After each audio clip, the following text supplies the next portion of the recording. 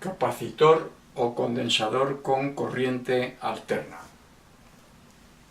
Aquí hemos dibujado un condensador con capacidad C en esta malla simple con una fuente de fuerza electromotriz alterna.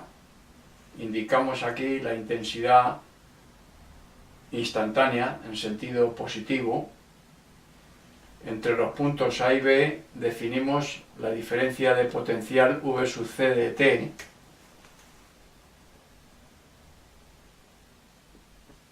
que será igual al potencial en A menos el potencial en B. La intensidad I de T, que tendrá la forma general I sub O por el coseno de omega t. En el circuito puede haber otros componentes, como pueden ser resistencias, etc. Todos los componentes que contiene el circuito y la fuerza electromotriz de la fuente condicionan el valor, naturalmente, de la amplitud de la intensidad. Vamos a ver la relación que hay entre la caída de potencial en las placas del condensador y la intensidad que recorre dicho circuito. La carga en placas del condensador será Q positiva la de una placa y negativa la de enfrente. Esa será la carga Q instantánea. Como la corriente está cambiando de sentido, alternativamente, la carga en placas también lo hará. Unas veces una placa será positiva y otras veces será negativa. Bueno, pues vamos a ver cómo calculamos la carga en placa a partir de la intensidad, teniendo en cuenta la relación de que la intensidad es igual a la derivada de la carga en placas respecto del tiempo, puesto que se mantiene la carga en todos los puntos del circuito, o sea, hay permanencia de carga en los puntos del circuito. La variación de la carga de placas en el tiempo está definiendo la intensidad instantánea del circuito. Bueno, pues si despejamos de aquí la diferencial de la carga Q de placas, será igual a la intensidad instantánea por la diferencial de tiempo. Si integramos en ambos miembros, obtendremos la carga Q de T en placa. La integral de la diferencial, la integral entre 0 y t de la diferencial de Q de T, pues es Q de T. Y en el otro miembro escribimos la integral entre 0 y el tiempo t de la intensidad instantánea por la diferencial de tiempo. Si sustituimos en función del I sub coseno de omega t la intensidad instantánea, la integral pues será I sub por el seno de omega t partido por omega, que esa será la integral de I de t, la integral de coseno es el seno, y partido por omega porque es una función de función, lo que hay aquí, entre 0 y t. Si sustituimos los límites, como para t igual a 0, el seno de 0 es 0, no nos queda más que el límite superior, t, que hemos escrito con la misma letra que la variable de integración, pero no creo que dé lugar a confusión. Luego Q de t será igual a I sub O partido por omega por el seno de omega t. Por otro lado, sabemos que la caída de tensión en placas, V sub C de t, es igual a la carga en placas partido por la capacidad del condensador. Si sustituimos aquí la carga, nos queda que V sub C de t es igual a I sub O partido por omega y por la capacidad por el seno de omega t. Si ponemos el seno en función del coseno, como el seno de omega t es igual al coseno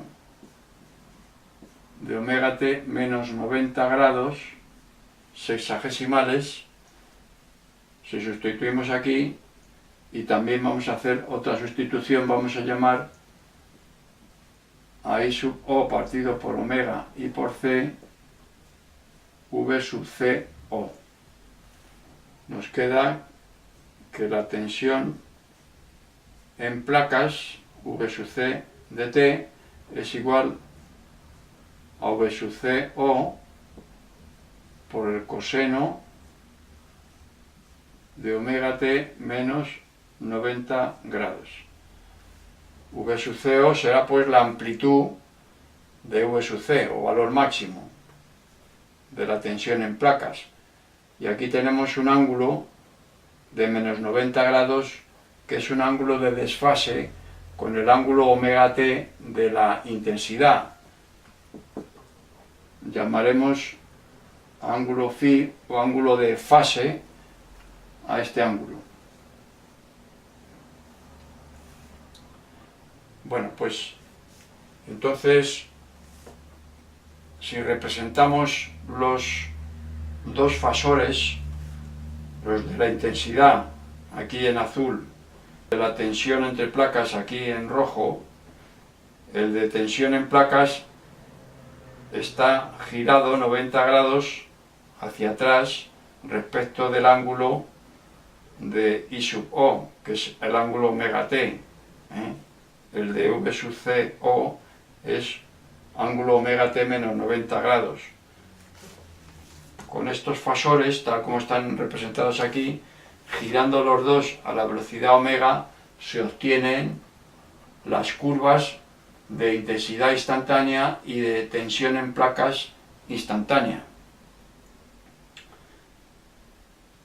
En la figura que tenemos aquí dibujada, la intensidad en el primer cuadrante, el fasor de intensidad en el primer cuadrante, cuando gira con omega,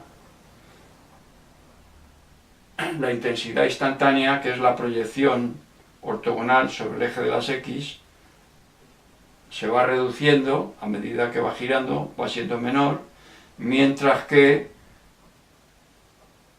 la tensión entre placas instantánea V sub C va aumentando, puesto que al ir girando la proyección sobre el eje de las X va aumentando.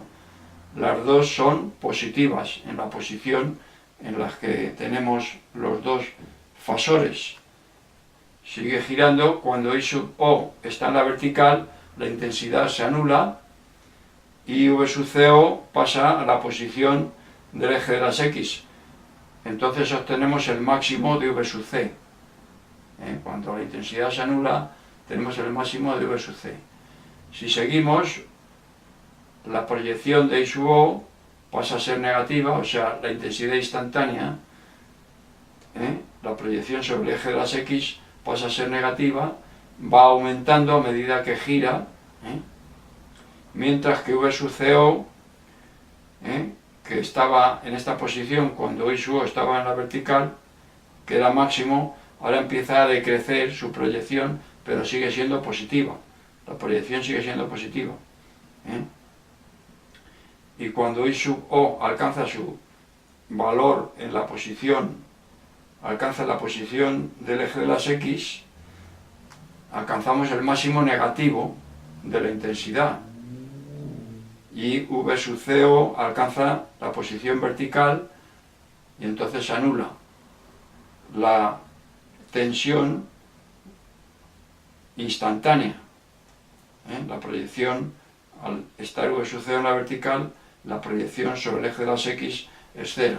Bueno, pues así vamos dibujando la curva correspondiente a la intensidad y la curva correspondiente a la tensión. Hemos dibujado en rojo la de tensión y en azul la de intensidad. Bueno, aquí se dice que la tensión retrasa 90 grados respecto de la intensidad. O sea, los dos fasores están desfasados 90 grados. El fasor de la tensión retrasa 90 grados respecto del fasor de la intensidad en su giro a la velocidad omega. Esta expresión la vamos a modificar un poco, vamos a sustituir 1 partido por omega y por c por x sub c, la reactancia capacitiva, le vamos a llamar. De modo que V sub CO es igual a I sub O por X sub C. O sea que la amplitud de la tensión entre placas, o de la caída de potencial entre placas, es igual a la amplitud de la intensidad por la reactancia capacitiva. 1 partido por omega y por la capacidad. La tensión vendrá en voltios, la intensidad en amperios, y por lo tanto la reactancia capacitiva vendrá en ohmios, ¿no? Un ohmio es igual a un voltio partido por un amperio.